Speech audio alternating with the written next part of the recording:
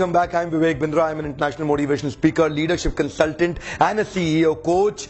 I'm coming with a powerful topic जो मुझसे नीचे वीडियो के कमेंट बॉक्स में बहुत लोगों ने मुझसे पूछा, और आज का टॉपिक है 4 टिप्स और 4 सूत्रस फॉर सक्सेसफुल बिजनेस। अगर आप एक एंटरप्रेन्योर हैं, एक बिजनेसमैन है, 4 बातें आज मैं चर्चा करना चाहता हूं। आपके बिजनेस मॉडल में ये 4 चीजें हैं या नहीं है। अगर 4 में से एक भी मिस हो रही है और 3 है, असफल हो जाएंगे, आप नहीं चल पाएंगे, दूर तक नहीं जा पाएंगे। 4 चीजें हैं। पहले और दूसरा मैं इकट्ठा लूंगा, प्रॉफिटेबिलिटी और स्केलेबिलिटी। एक बड़ा व्यापार बनाना चाहते हैं, if you want to develop a high performing powerful business in the world, a world class organization is what you want to develop, you got to focus on 2 things, profitability and scalability। कई ऐसे धंधे होते हैं जिनमें profit तो बहुत है पर स्केलेबल नहीं है। कई ऐसे धंधे भी हैं जो स्केलेबल तो बहुत हैं पर प्रॉफिटेबल नहीं है। you got to focus on both the things। कई फ्रेंचाइज आजकल बहुत सारे ग्रुप बन गए हैं जो बहुत सारे फ्रेंचाइजीज बांट रहे हैं, एग्जीबिशंस होती हैं, जाकर के देखिए वो धंधे इतने स्टैंडर्ड ऑपरेटिंग प्रोसीजर से बने हुए हैं, सिस्टम्स और प्रोसेस पे बिल्ड हो रखे हैं, उनमें स्टेप्स दिए गए हैं, डिजाइंड सिस्टम्स और प्रोसेस दिए गए हैं जिसमें कॉस्ट वेस्टेज सब चीजों को सेव किया जाता है, पर फिर भी हम देखते हैं वो स्केलेबल हो गए हैं, वो बढ़ाए जा सकते हैं, उसमें नया सेटअप लगाना इजी है, उसको नया तरीके से रेप्लिकेट करना आसान है, पर ग्रॉस मार्जिन नहीं है, प्रॉफिटेबिलिटी नहीं है। बहुत सारे फ्रेंचाइज ऑपरेशन जैसे हमने देखे जिनमें स्केलेबिलिटी तो है पर प्रॉफिटेबिलिटी नहीं है। बहुत सारे ऐसे भी धंधे देखे जिनमें प्रॉफिटेबिलिटी बहुत है क्योंकि आप एक्सपर्ट हो चुके हैं उस काम के, क्योंकि आप मास्टर हो चुके हैं, आप सुपर स्पेशलिस्ट हो चुके हैं, आपके बिजनेस में प्रॉफिटेबिलिटी हो गई है, लेकिन स्केलेबिलिटी नहीं है तो भी काम नहीं चलेगा। मैं एक उदाहरण देता हूं, लल्लू लाल गुलाब जामुन वाला। कम ऑन, कौन है लल्लू लाल गुलाब जामुन वाला? ये गुलाब जामुन बनाता है, इसका गुलाब जामुन बड़ा शानदार है। इस स्टोरी को सुनिएगा, धंधा बहुत बड़ा छुपा हुआ है इसके अंदर। इसके गुलाब जामुन में कितनी देर तक सिकाई करनी है, at what temperature to what degree do you have to actually boil the oil, और उसको किस तरीके से कितनी देर तक सेकना है, कितनी देर तक घुमाना है, कितनी देर तक कड़छी को चलाना है। उसका गुलाब जामुन जो खाता है कहता है, लल्लू लाल क्या गुलाब जामुन बनाए रे तू। और वो लल्लू लाल का गुलाब जामुन फेमस होने लगा। 5 रुपए का गुलाब जामुन 50 रुपए का बिकने लगा। कमाल का ग्रॉस मार्जिन है साहब, प्रॉफिटेबिलिटी ही प्रॉफिटेबिलिटी। लल्लू लाल की दुकान के बाहर लाइन लगने लगी। लल्लू लाल का बेटा इकोनॉमिक ऑनर्स करके आया, दुनिया की टॉप यूनिवर्सिटी में पढ़ के आया, उसने साथ में काजू बादाम और डलवाया, पैकेजिंग को स्मार्ट किया, पोजिशनिंग अच्छा किया, शोरूम के बाहर बड़ा अच्छा एल्यूमिनियम कंपोजिट पैनल का बोर्ड लगाया, लल्लू लाल गुलाब जामुन वाला। सिंस 1975 लल्लू लाल का नाम बड़ा फेमस होने लगा। लल्लू लाल को मुकेश अंबानी ने बुलाया कि लल्लू लाल तेरा गुलाब जामुन खिलाइए हमारे को। लल्लू लाल का नाम बहुत बढ़ने लगा। उसको लंदन में क्वीन ने बुलाया, लल्लू लाल तेरा गुलाब जामुन खाएंगे, क्या गुलाब जामुन बनाता है यार, खिलाओ हमारे को आके। बराक ओबामा के ऑफिस से फोन आया कि लल्लू लाल तुम्हारा गुलाब जामुन खाना चाहते हैं, और लल्लू लाल पहुंच गए अमेरिका, वहां भी गुलाब जामुन खिलाए। अब लल्लू लाल का धंधा बड़ा हो जाएगा। यस नो, एक कम ऑन, ध्यान दीजिएगा। अब लल्लू लाल का धंधा बड़ा हो जाएगा क्योंकि वो फेमस हो गया है। Yes no? नो, बिल्कुल नहीं होगा। क्यों? क्योंकि लल्लू लाल के धंधे में प्रॉफिटेबिलिटी है पर स्केलेबिलिटी नहीं है। क्योंकि आज भी गुलाब जामुन लल्लू लाल खुद ही बनाते हैं। उन्होंने आज भी गुलाब जामुन बनाना किसी और को नहीं सिखा पाए। क्यों? क्योंकि लल्लू लाल स्टैंडर्ड ऑपरेटिंग प्रोसीजर नहीं बना पाए। क्यों? क्योंकि वो प्रोसेस नहीं डेवलप कर पाए, इसीलिए उनके धंधे में स्केलेबिलिटी नहीं है। लल्लू लाल अपनी एक्सपर्टीज पे चलते आ रहे थे। आज भी जब दूसरा आदमी गुलाब जामुन बनाता है तो वो स्वाद नहीं आता, जैसे ही दूसरा आदमी अपना हाथ लगाता है वो स्वाद नहीं आता। लल्लू लाल कब तक गुलाब जामुन बनाएंगे और बेटा कब तक वो बोर्ड लगा के कमाएगा? प्रॉफिटेबिलिटी है, हाँ है, बिल्कुल है, मैं मानता हूं है, पर स्केलेबिलिटी नहीं है। आपके धंधे में क्या है? प्रॉफिटेबिलिटी है और स्केलेबिलिटी क्या दोनों है? स्केलेबिलिटी का अर्थ है कितना स्केल अप कर सकते हैं ऑपरेशंस को, और ऑपरेशंस को स्केल अप के लिए क्या चाहिए? स्टैंडर्ड ऑपरेटिंग प्रोसीजर्स चाहिए, वो प्रोसेस चाहिए आपको वो कंटिन्यूअस रिपीटेबल प्रोसेस चाहिए कि उसको कोई भी रिपीट कर दे। यानी कि लल्लू लाल को एक मैनुअल तैयार करना पड़ेगा, कितनी देर तक गुलाब जामुन को सेकना है, कितनी चीनी डालनी है उसके अंदर, आग कितनी डिग्री कितनी गर्माहट पे चलनी चाहिए, समय कितना लेगा, खर्ची कितनी बार घुमाएगा, उसको एक मैनुअल तैयार करना पड़ेगा, स्टैंडर्ड ऑपरेटिंग प्रोसीजर तैयार करना पड़ेगा, एक प्रोसेस बनाना होगा लल्लू लाल को। और जब वो प्रोसेस बन जाता है वो बन जाता है रिपीटेबल। रिपीटेबल है। कम ऑन, क्या बन जाता है? रिपीटेबल बन जाता है। इसका अर्थ क्या है? उसका मैनुअल पढ़ के कोई भी आदमी दुनिया में कहीं पे भी वो गुलाब जामुन बना देगा। क्या अर्थ है? आज दुनिया में कहीं ना कहीं हर समय किसी ना किसी समय में कोई ना कोई लल्लू लाल का ब्रोशर पढ़ के, उसका मैनुअल पढ़ के गुलाब जामुन बनाया जा रहा है और गुलाब जामुन बिके जा रहा है। उसको बोलते हैं रिपीटेबल प्रोसेस। उसमें स्केलेबिलिटी है। स्केलेबिलिटी का महत्वपूर्ण हिस्सा है ट्रांसपेरेंसी। धंधा ट्रांसपेरेंट होना बहुत जरूरी है। जिस आदमी का धंधा ट्रांसपेरेंट नहीं होता उसको स्केलेबल करना बहुत कठिन है, क्योंकि लाला जी गल्ले पे बैठ के नोट गिनते रहेंगे।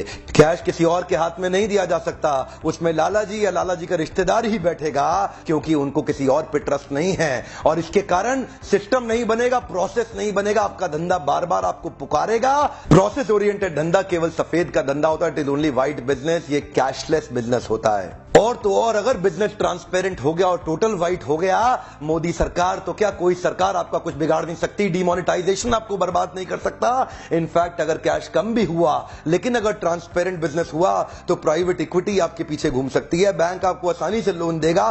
फंडिंग एजेंसीज भी आपके साथ खड़ी होंगी। वेंचर कैपिटलिस्ट से आपको जब पैसा चाहिए आपको मिलेगा। कभी भी आप आईपीओ निकाल सकते हैं। काले धंधे को बढ़ाना मुश्किल है, स्केलेबिलिटी नहीं है। सफेद के धंधे में स्केलेबिलिटी है। आज मॉडल चेंज करना बहुत जरूरी है। डिमोनेटाइजेशन के बाद धंधा व्यापार करने का तरीका बदल लो, पुराने तरीके पे आगे नहीं बढ़ पाओगे। तो धंधे की पहली दो चीजें बड़ी important in your business. Do you have these two things? You got both of these two things. One is profitability, second is scalability. बाकी दो समझनी बड़ी आसान है। थर्ड है स्पीड ऑफ ट्रांजैक्शन। ये बड़ा इंपॉर्टेंट पॉइंट है, थोड़ा क्रिटिकल है समझने में। हर एक पैसे का एक बाइंग रेट और एक लेंडिंग रेट होता है। There is a buying rate and lending rate, the money in the market. When you buy the money in the market, तो every capital expense, whether it's a capex or an opex, you have to account for the cost of the speed of transaction. अगर आप expand कर रहे हैं, you are expanding without managing the gross margin. आपकी अगर transaction का पैसा late आता है व्यापार करने के बाद, आपका धंधे का ट्रांजैक्शन होने के बाद, अगर आपकी इनकम रिकवरी बहुत लेट होती है, it actually hits on to your operational excellence, it hits on to your gross margin. और अगर आपका ग्रॉस मार्जिन नीचे हो जाएगा और आप पैसा लेकर के एक्सपैंड करते चले गए, बहुत ही अनहेल्दी साइन है। ये बहुत बड़ा कारण है कि बहुत सारे व्यापारी लॉस में चले जाते हैं। और रोज जैसे उन्हें देखा कोई अपॉर्चुनिटी मिला, फटाफट लोन ले लिया और धंधा कर लिया। लेकिन अगर स्पीड ऑफ ट्रांजैक्शन ठीक नहीं है और उस पैसे को ठीक से मैनेज नहीं कर पाए, that becomes one of the reasons जिसके कारण वो लॉस में जाकर के पूरा सब बंद हो जाता है, एकदम चौपट हो जाता है। एक उदाहरण लेते हैं। आपने मार्केट से 1 लाख रुपया उधार लिया 12% पे। आपका मार्जिन था 20%, पर आपकी कॉस्ट ऑफ कैपिटल थी 12%। अगर माल बेचने पे आपका डेटर आपको पैसा देर से देता है तो आपका डेटर टर्नओवर रेशियो बढ़ जाता है। डेटर टर्नओवर रेशियो बढ़ने से आपकी कॉस्ट ऑफ कैपिटल और महंगी हो जाएगी। क्यों? क्योंकि कलेक्शन डिले हो गया है। इससे आपके व्यापार में कैश फ्लो स्टेटमेंट बनता है। अगर आपकी पेमेंट की रिकवरी बहुत डिले हो गई है तो आपका कैश आउटफ्लो तो बढ़ रहा है, पर कैश इनफ्लो घट रहा है, जिसके कारण आपकी कंपनी में कैश डेफिसिट हो जाएगा। इसीलिए हम बोल रहे हैं expansion without gross margin is committing suicide. Why? Because there is no speed of transaction. Actually लंबे समय तक अगर कैश आउटफ्लो बढ़ता रहे और कैश इनफ्लो घटता रहे, पेमेंट आए नहीं और आपका खर्चा होता चला जाए, तो आपकी कॉस्ट ऑफ कैपिटल एक चक्रवर्ती ब्याज के रूप में आपके धंधे को खराब कर देती है।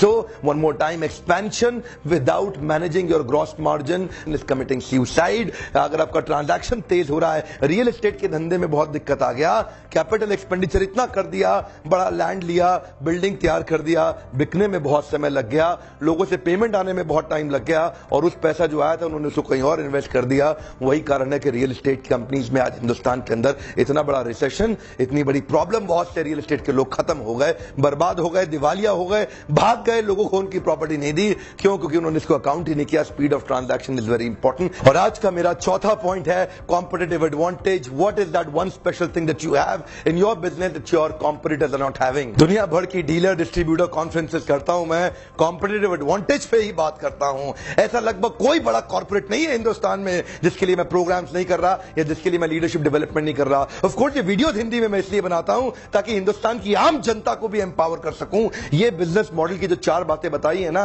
Do not take them ordinary. ये 4 चीजों को ध्यान रखना अपने मॉडल को सेव करने के लिए। कॉम्पिटिटिव एडवांटेज बहुत इंपॉर्टेंट है। पृथ्वी के इतिहास में अगर कोई भी फर्स्ट जनरेशन एंटरप्रेन्योर लखपति से करोड़पति बना है, करोड़पति से अरबपति बना है, अरबपति से खरबपति बना है, तो केवल कॉम्पिटिटिव एडवांटेज के कारण बना है। ये जो कॉम्पिटिटिव एडवांटेज होता है ना, ये आपको वो एडवांटेज दे देता है। जानते हैं, अगर एक लाल समुद्र में जहां सारी मछलियां एक दूसरे को काट रही हैं, पीट रही हैं, खून हो चुका है, इसको बोलते हैं रेड ओशन, जहां पे सब लोग अपना अपना मार्केट शेयर कैप्चर करने की कोशिश कर रहे हैं, सब एक दूसरे को काट रहे हैं, पीट रहे हैं, खून चूस रहे हैं, कोई किसी को खा रहा है, कोई किसी को खा रहा है। आजकल बड़ी मछली छोटी मछली नहीं, आजकल छोटी मछलियां मिलकर बड़ी मछली को खाने की फिराक में है। इसको बोलते हैं रेड ओशन, जहां बहुत कंपटीशन है। कॉम्पिटिटिव एडवांटेज ये वो एक चीज है जो आपको इस रेड ओशन से ब्लू ओशन में ले जाएगा। और ब्लू ओशन क्या है? जहां पूरा मार्केट शेयर आप ही का है, and then you are the competition, there is no competition. Here there is lot of competition, but here you are the competition, there is no competition, because you are the only one, you are not the number one, you are the only one. Look at this, he is number 1, he is number 2, there are other numbers, he is number 1, he is number 2, बहुत numbers हैं, but here you are the only one. If you try to be the best, you will be number 1, but if you try to remain unique, you will be the only one. Competitive advantage gives you uniqueness.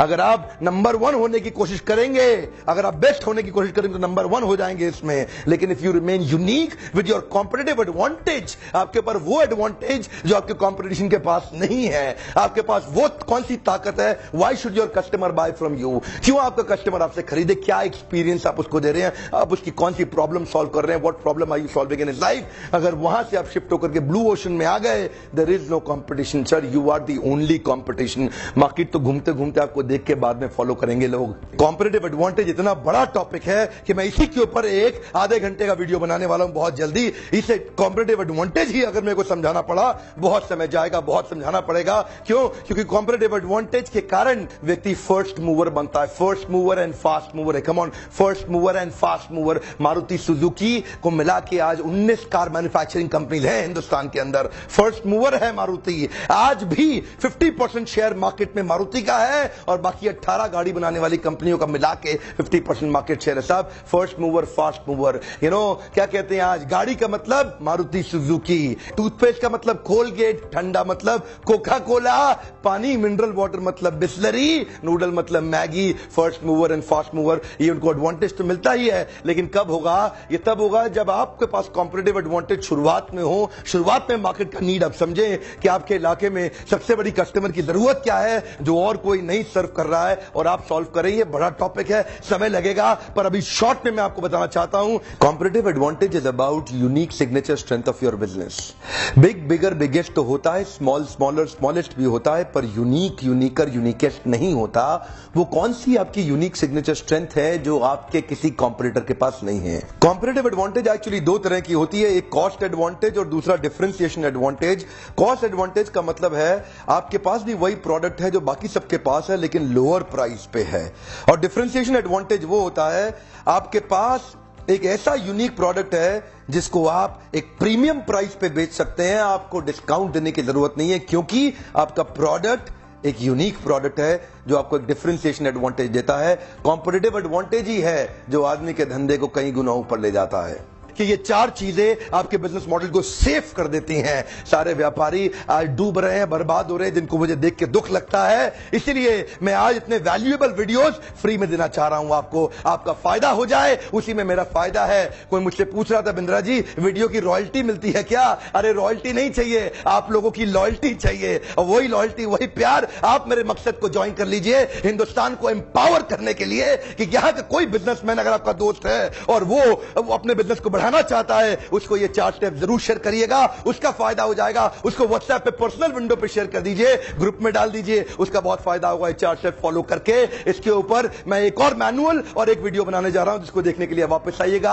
आपसे मिलकर बहुत अच्छा लगता है, यकीन मानिए ये समय मेरा आप ही के लिए है। आपका बहुत बहुत धन्यवाद।